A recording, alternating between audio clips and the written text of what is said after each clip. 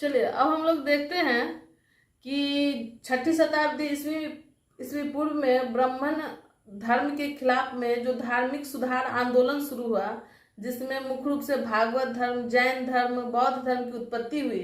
तो ये सबसे पहले हम लोग इसमें से पढ़ेंगे कि बौद्ध धर्म के बारे में। ये बौद्ध धर्म उस समय में काफी विकसित हुआ है ना, और अपने कई अनुयायियों को इन्होंने बनाया। अच्छा टक्कर ये ब्राह्मण धर्म को उस समय दिए थे 6ठी शताब्दी ईस्वी पूर्व में। तो इस चीज को हम लोग देख लिए कि ब्राह्मण धर्म में कितनी कुरीतियां थी, जिस कारण से ये बौद्ध धर्म आया। और अब हम लोग जानते हैं इस बौद्ध धर्म के बारे में कि इनके संस्थापक कौन थे। तो बौद्ध धर्म के संस्थापक थे गौतम बुद्ध। इनका जन्म देख लेते हैं। जन्म हुआ था 563 ईस्वी पूर्व में लुम्बिनी वन में, है ना। इनका जन्म लुम्बिनी वन में हुआ था। ये लुम्बिनी वन कहाँ पे था? ये कोई उनका अपना घर नहीं है, ठीक है। जब गौतम बुद्ध की माता, इनके माता का नाम है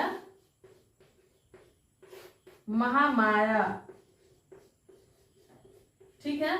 जब महामाया गौतम जी को जन्म देने वाले थे, तो ये अपने मायके जा रहे थे, क्योंकि उस समय अभी भी प्रावधान है कि महिलाएं जब बच्चे को जन्म देने वाली होती है तो मुख्य रूप से वो अपने मायके चली जाती हैं, अधिकांश महिलाएं। तो वही परंपरा के तहत वो उनकी माता अपने मायके जा रही थी। तो रास्ते में ही नेपाल के तराई में पड़ता है, ये गौतम जी का जन्म होने का समय आ गया और महामाया जी ने ये लुम्बिनी वन में, ठीक है, लुम्बिनी वन में ही गौतम को जन्म दिए, जो वर्तमान में रुमनदेही जिला में, नेपाल के रुमनदेही जिला में पड़ता है ये लुम्बिनी वन, ठीक है। तो माता का नाम जान गए, इनका जन्म लुम्बिनी में क्यों हुआ ये जान गए। इनका अपना जो घर, मतलब गौतम जी का जो घर है वो है शाक्य गणराज। शाक्य गणराज के ये राजकुमार थे। इनके पिता जो थे शुद्धोधन,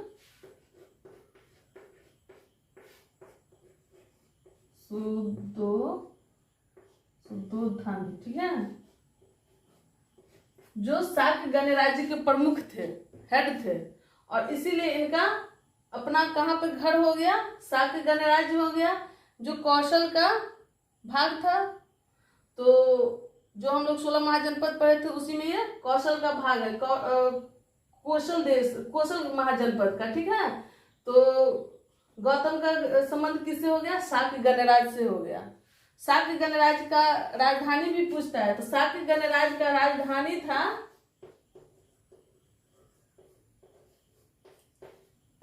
कपिलवस्तु, पूछता है, ठीक है। शाक्य गणराज्य का राजधानी कपिलवस्तु। गौतम जी के माता का नाम महामाया, पिता का नाम शुद्धोधन, ठीक है। अब देखिए गौतम जो थे, गौतम बुद्ध, उनका पहले नाम गौतम नहीं था। उनका मूल नाम, बचपन का नाम सिद्धार्थ था, ठीक है। पूछता है गौतम बुद्ध का मूल नाम क्या था, बचपन का नाम क्या था? तो सिद्धार्थ, ठीक है। तो ये सिद्धार्थ से गौतम कैसे बने, ठीक है। तो गौतम इसलिए बने कि जैसे ही गौतम का जन्म हुआ, सिद्धार्थ का जन्म हुआ, तो इनकी माता महामाया मर गई, और माता के मरने के बाद इनकी मौसी गौतमी प्रजापति, मौसी का नाम था गौतमी प्रजापति, मौसी गौतमी प्रजापति, ये इनकी मौसी थी और यही इनकी विमाता भी बनी, ठीक है। तो इन्हीं ने सिद्धार्थ का पालन पोषण किया और उनका नाम गौतम दिया। तो गौतमी ने पाला पोसा, इसीलिए गौतमी का पुत्र गौतम बन गया, ठीक है। अब देखिए, अब इनकी पत्नी का नाम देखिए, इनकी शादी हो गई थी, पत्नी का नाम था यशोधरा।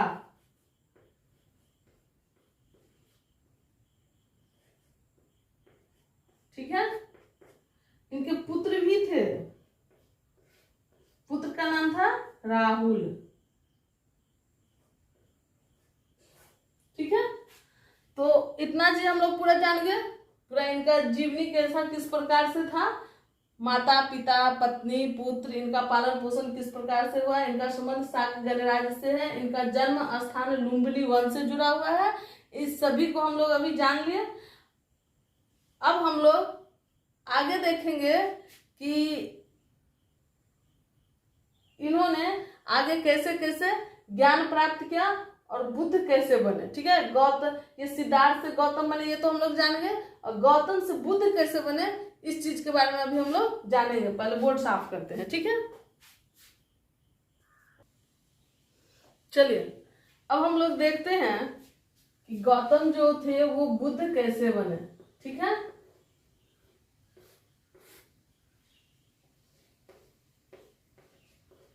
गौतम बुद्ध।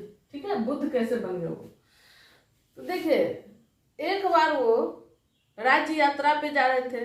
राजा सब कभी कभी यात्रा पे निकलते रहते हैं, शिकार के लिए निकलते रहते हैं। इसी प्रकार ये भी शाक्य गणराज्य के राजकुमार थे और यात्रा पे निकले थे।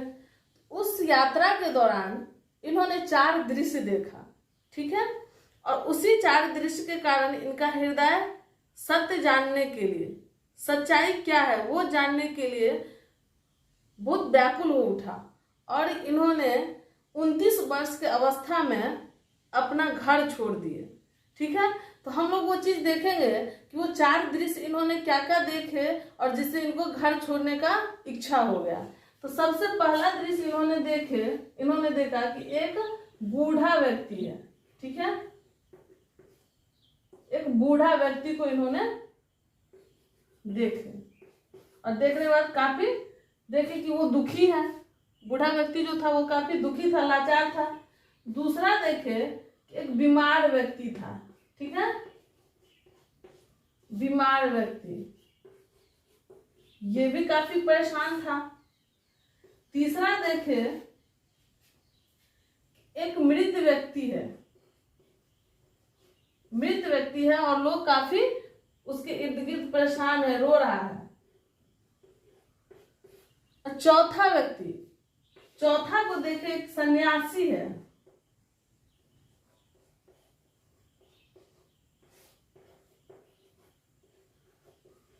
ठीक है, गौतम बुद्ध जी ने जब यात्रा पे गए थे तो पहले बूढ़ा व्यक्ति को देखा। ये काफी बीमार, ये काफी परेशान था, काफी कमजोर था, अस्वस्थ फील कर रहा था, अपने किसी भी काम को करने के कंडीशन में दुखी फील हो रहा था वो देखने से। दूसरा जो था वो बीमार था, वो भी लाचार, काफी परेशान था, काफी दुखी था। एक मृत व्यक्ति को देखे, उनके इर्द गिर्द जो भी था वो सब भी काफी दुखी था, रो रहा था, परेशान था। एक सन्यासी को देखे उन्होंने, सन्यासी को देखते ही देखे ये तो बहुत खुश है, ये तो हिस्ट पुष्ट एकदम खुश लग रहा है, इसको कोई टेंशन नहीं, कोई दुख नहीं, कोई प्रकार का इसको गम नहीं है। तो उनके मन के अंदर आया कि क्या है, ये सब क्यों ऐसा हो रहा है, इतने 3 आदमी इतना परेशान था, ये अकेला सन्यासी इतना खुश क्यों है। इनके मन में सच जानने की इच्छा हो गई और इन्होंने 29 वर्ष के अवस्था में, ठीक है, 29 वर्ष के अवस्था में गौतम जी ने घर छोड़ दिए और रात्रि को ही अपने परिवार को सोए हुए छोड़ करके घर से निकल गए। और घर से जो निकले तो ये जिस घोड़ा से निकले उस घोड़ा का नाम भी पूछता है। उस घोड़ा का नाम था कंथक। और इस घोड़ा के साथ जो सारथी गया था उसका नाम था चन्ना। सारथी था चन्ना और घोड़ा था कंथक। ठीक है, 29 वर्ष की अवस्था में इसी समस्या का निदान के लिए वो अपने इच्छा से कि ये सब क्या हो रहा है, ये सच्चाई है क्या, किसमें रियल में खुशी है, किसमें आनंद है, इस चीज को जानने के लिए घर छोड़े 29 वर्ष की अवस्था में और उस घोड़ा, जिस घोड़ा से इन्होंने घर छोड़े उसका नाम है कंथक, और जिस सारथी के साथ गए थे उसका नाम है चन्ना। पूछता है इस घटना को, घर छोड़ने का, गौतम बुद्ध के घर छोड़ने की, गौतम का, अभी बुद्ध नहीं बने हैं, गौतम के घर छोड़ने के घटना को महाभिनिष्क्रमण कहा जाता है। ठीक है, इसको बौद्ध ग्रंथ में महाभिनिष्क्रमण शब्द दिया जाता है। महाभिनिष्क्रमण। पूछता है बौद्ध धर्म में महानिष्क्रमण का संबंध किससे है? तो बौद्ध धर्म में महानिष्क्रमण का संबंध गृह त्याग से, गौतम बुद्ध के गृह त्याग से है। और इसका एक प्रतीक चिन्ह भी है, प्रतीक चिन्ह है घोड़ा। जहाँ कहीं भी बौद्ध धर्म में किसी ग्रंथ में या किसी बौद्ध स्थल पे आपको घोड़ा दिखेगा तो उसका तात्पर्य है, ये दर्शा रहा है महाभिनिष्क्रमण प्रक्रिया को। ठीक है, तो घोड़ा प्रतीक है महानिष्क्रमण प्रक्रिया का। और इसी प्रकार से गौतम बुद्ध के जन्म का प्रतीक क्या है? तो कमल का फूल और साँड़। ठीक है, जिससे बैल बनता है, साँड़ से ही बैल बनता है, वही साँड़। तो कमल और साँड़ का, साँड़ प्रतीक है गौतम बुद्ध के जन्म का। ठीक है, और घर छोड़ने का घोड़ा। ठीक, समझ गए? इन्होंने 29 वर्ष की अवस्था में घर छोड़ दिए। घर छोड़ने के बाद ये सबसे पहले सांख्य दर्शन के जो प्रसिद्ध गुरु थे अलार कलाम, ठीक है, उनके पास गए, वैशाली गए। गुरु का नाम था, पूछता है अलार कलाम। ये किस दर्शन के ज्ञाता थे, ये भी पूछता है। तो ये सांख्य दर्शन के ज्ञाता थे, सांख्य दर्शन के। ये थे वैशाली में। गौतम बुद्ध जी साक्य गणराज्य से निकले और वैशाली आए सांख्य दर्शन के ज्ञाता जो थे गुरु अलार कलाम के पास। और अलार कलाम के पास आने के बाद इन्होंने इनसे पहले शिक्षा ली, लेकिन इनको संतुष्टि नहीं मिली। ठीक है, तो संतुष्टि नहीं मिलने के बाद, ज्ञान पूर्ति प्राप्त नहीं होने के बाद, संतुष्टि वाला ज्ञान नहीं मिला इनको कि सच में यही बात है, तो फिर इन्होंने दूसरे गुरु के खोज में निकले और ये पहुंचे उदरक रामपुत्र के पास। दूसरे गुरु उदरक रामपुत्र के पास। ठीक है, और यहां भी जाकर के उनको ज्ञान की प्राप्ति नहीं हुई। इन्होंने 5 ब्राह्मण के साथ मित्रता करके 5 ब्राह्मण मित्र को लिए और अन्न जल त्याग करके तपस्या पे बैठ गए। ठीक है, तो तपस्या करने के लिए बैठ गए कि जब तक हमको सच्चा ज्ञान नहीं मिलेगा तब तक हम ज्ञान का पीछा करना नहीं छोड़ेंगे। सच जब तक हम जान न ले जीवन में कष्ट का क्या कारण है, इतना दुख का क्या कारण है, उसको जानने के बिना हम वापस नहीं लौट सकते हैं। तो अलार कलाम से उनको संतुष्टि नहीं मिला, उदरक रामपुत्र से संतुष्टि नहीं मिला। तब उन्होंने 5 ब्राह्मण मित्र के साथ, पूछता है कि कितने ब्राह्मण मित्र के साथ वो तपस्या पे निकले, तो 5 ब्राह्मण मित्र के साथ वो तपस्या पे गए और वहां पे वो घोर तपस्या में लीन हो गए। कहाँ पे लीन हो गए तो इसको हम बताएंगे आपको। ये बोधगया गए थे, बोधगया में तपस्या करने के लिए बैठे थे। ठीक,